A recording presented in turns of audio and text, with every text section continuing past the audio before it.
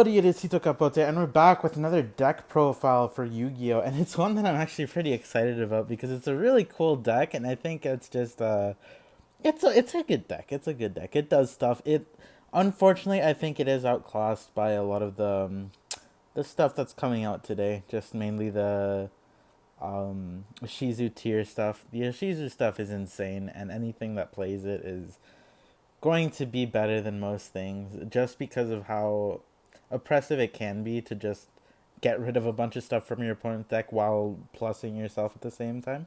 But anyway, let's get into it. So today's deck profile will be for hires. For hires is actually a deck that I've really come to like, especially with the new support that I got. It's really fun and it's actually really explosive when you get into it. The first turn doesn't seem like a lot, and I'll show a bit of what the deck can do and what you're supposed to do with it.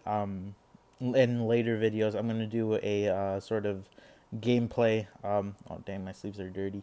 A gameplay sort of thing again. Now with the deck completed and the way it's supposed to be.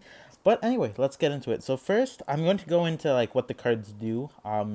So one thing that I'll start off saying is that all the for hire monsters have the clause that whenever they're on the field, you can activate the effect to special summon another for hire from your hand. Everyone except Rex has that, and I'll get to that when we get there. But just so I don't have to spend time saying that they have to do that, they do that. I'll just say they have the for hire effect, and then they each have their own individual effect whenever their for hire is summoned. So let's get over it. So first we play one seal. The reason we play one seal is because he's good, but in the build that we're playing, which is the pure for hire, it's like he's one of the less impactful ones because you're planning on just outvaluing your opponent and beating them down with hand traps more so of the time. And when you add back a for hire on turn one, you usually can't summon it back again unless it's like you open really well. This is more like for the late game, and it's always searchable. It's always like you don't need to use it on turn one most of the time. And you don't want to use it turn one most of the time. This is just for later game. If it does go on for a while, you can add back something that you need. But most of the time, you don't really need Seal, which is why I only play one of him. Then we're playing 3 Beat. This is the main searcher. So Beat has the main for hire effect with the special summon, but also when a for hire monster is special summoned while Beat is on the field, you get to search a for hire monster from your deck, which is just great because it's a searcher, and that is just what you need in deck. Also, he's level 3, which is really important later on because of a card that you have in the deck. You want your cards to be level 1 or level 3 most of the time, just because that gets you into the popping monsters, which is really important, and I'll get to why when we get to the extra deck. But next we have 2 Recon. You can play 1 Recon. I just like him because at the way I've seen things, spells and traps are becoming a lot more important right now, with Tier Element Scream being a thing, with a bunch of spell and trap card decks, with just everything being a thing. So this does is it pops a set card on the field, which there are a lot more set cards now than there have been in the past formats, just because Labyrinth is a thing, because just a bunch of stuff is in the format that it's just annoying. So I play 2 Recon because I want to see him, and because he's good. He's good. He gets rid of set cards. It's nice. And he also has the for hire summoning effect. Then 2 Dampa. This is going to be your main part of your main end board because just Dampa is insane. So he has the main for hire summoning clause, and also when a for hire monster is summoned to the field, he gets to pop a face up card on the field, which is great. Then we have Philo for hire. She's like a monster reborn. So when she has the summoning clause, and then when a for hire monster is summoned and she's on the field, you get to summon 1 for hire monster from your graveyard, just for free, just cause. And then Rex. This is one of the new pieces of support that came into the that came from Darkwing Blast, and he's so cute. Look at him. Look at his little legs. They're so fat, and he's such a derp. It's great. But this guy is a lot of what the deck needed. He is a way to special. I'll go over his effect. So when he's special, so he doesn't have the for hire like summoning effect, where if he's on the field, you can special summon another one from hand. He's basically where you end your combo, as opposed to one of the bigger for hires, which now you summon out with Folgo. Now what you do is you summon him at the end, and then he gets you a search for a spell trap, which usually you either search for Rookie or Mayhem for hire, depending on what you have on your board and what you need.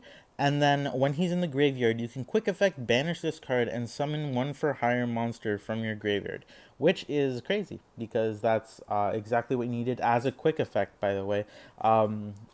To make Folgo in the extra deck actually useful. Then we have one Dinah hero for hire. So Dinah, what she does, I don't know if it's a guy or a girl, but I'm gonna call her a she because Dinah sounds like a female name. But what this card does is look at a special summon. You can banish from your opponent's graveyard up to the amount of for hire monsters you control. One card for each one of them. And yeah. Um, so you banish cards equal, and it's good for graveyard reliant decks. It's just again one of because she's big, you can't really summon them except for higher with a for higher effect, and it's not really that great. Then Wiz Sage for hire, you also play one of her, but she's better in a sense because when she's on the field, um, when she summoned, you gain 500 life points for every for hire on the field, and as a quick effect, you can discard one card for hire, so one for hire card, and negate the activation of a spell trap, which is great because if you play against spell trap cards, that's what you need. And also Rafale Champion for hire. So what he does is when he's summoned, you get to excavate the amount of cards, or you get to look at the top whatever cards of other for hire monsters you have on your field, and then add one of them to your hand. And while he's on the field, he's a monster effect negation by discarding a for hire card, which is great. Then we're going to the hand traps. So I have a lot of Bisted monsters. Honestly, I would play another Magnamute instead of a Serenir, but I didn't have another one, and I don't want to pay $20 for one. So we have one Serenir, which does basically nothing except for the banish effect. Where it has a quick effect, it can banish a light or dark to special summon itself. So it's just good against Teir. It's good against graveyard decks. It's just there, and you can discard from your own graveyard as well. So if you have another dark in your graveyard, you can do that. Then two Druis Worms. He's in here because when he is sent to the graveyard on the field, he has the same banish effect, which is great, which is what you actually use him for because of Teir, and because when he's sent to the graveyard, you can send a special summon monster your opponent controls to the graveyard, which is great. And then we have two Magnamute. This is actually really good in the deck because he searches out a dragon, so he searches out Rafale, which is cool. It'd be awesome if he searched out a dinosaur and searched out Rex, but unfortunately that's not it. So what happens is you summon him, and when he is sent to the graveyard, you add a dragon monster from your. No, if this card is special summoned, you add a dragon monster from your deck to your hand, which is great. You can add Rafale, or you can add another Bisted, which is usually what you do. They're just in here just to stop Teir, really, because it's such an oppressive deck, and you want all the help you can get against them. But these cards are also going to help as well. So you play 3 Ash Blossom. It negates an effect that adds card to the hand, special summons from deck, or sends from deck to graveyard. Anything to do with the deck, this stops. Which you play 3 of it because honestly, you just want to play as many hand traps as you can, and I think these are the best ones. 3 Bell. This is really good because it stops Bisted stuff and also stops Teir stuff. And it also stops the shuffle back effects of the Yoshizu cards, which I think is really important. I think people should definitely be maining Bell with the Yoshizu stuff happening in the meta, especially because of how much advantage it gives them, and because of how disruptive shuffling back 3 cards can be. Then we have 3 Imperm. Imperm's just a good card, and it's you could play DD Crow, which I might honestly instead of Imperm. I think that is the play. But I like Imperm because it hits more decks than just Ishizu Teir, but it also hits Ishizu Teir, so it's good. I like using it on your turn at the start instead of during your opponent's turn, just because unless you have a few hand traps, one interruption is going to do much. But if it's on your turn, you get to use it to sort of blank a Recalos or something when you need to. Then 3 Pot of Prosperity, because so what this does is you can banish cards from your extra deck.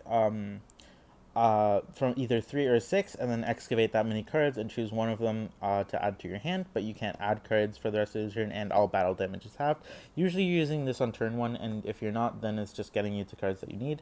Then 2 Rookie for Hire. This card's actually really cool, and it's why levels matter. So you contribute 1 monster as cost to special summon 1 monster for hire from your deck, hand or deck, whose level is higher or 1 higher or 1 lower than the attributed monster. And you cannot declare attacks with cards that aren't for hire the rest of this turn, and it's only once per turn, which is really cool. Usually, you're adding that to try to get the beat into the Dampa or something like that. Then we're playing 2 Mayhem for Hire. This is just basically a monster reborn that special summons in defense position. Unfortunately, this means that you can't special summon back the link monsters with this, but you can special summon the link monsters with Rex. So if you want, you can use this first and then use Rex to special summon one of the link monsters back. And since we are playing Philo, which is a level 1, you can play 1 for 1, which is a really good extender and a really good starter if you need it. And that's it for the main deck, but now let's get on to the extra deck. The extra deck is actually really interesting.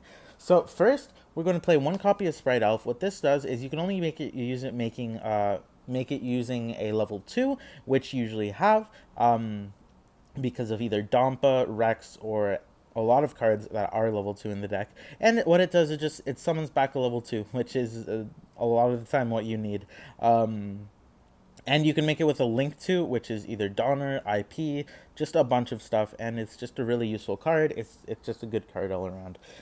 You can only summon link to or lower, link to monsters for the rest of the turn, which is why you usually use it on your opponent's turn to just bring back another for hire and trigger the what's it called, the pop effect.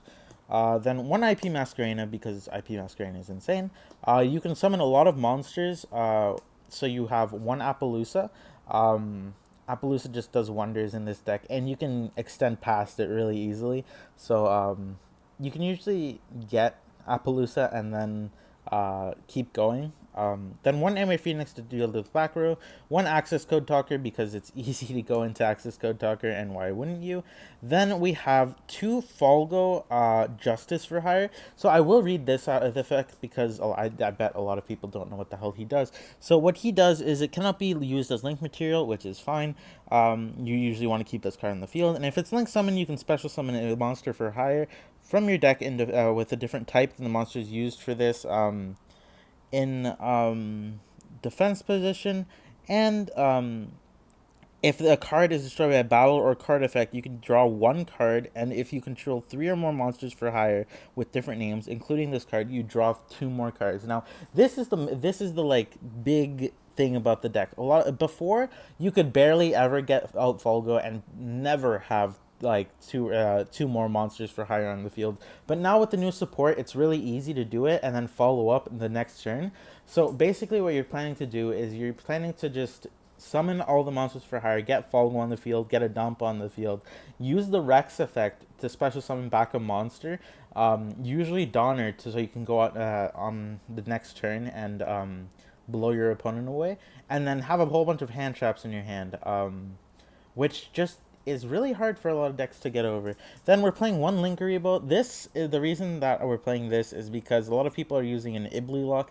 So what they do is they use Nightmare Ibli as a I think that is what it's called. I don't remember. I think it's Nightmare Corrupt or Ibli or something.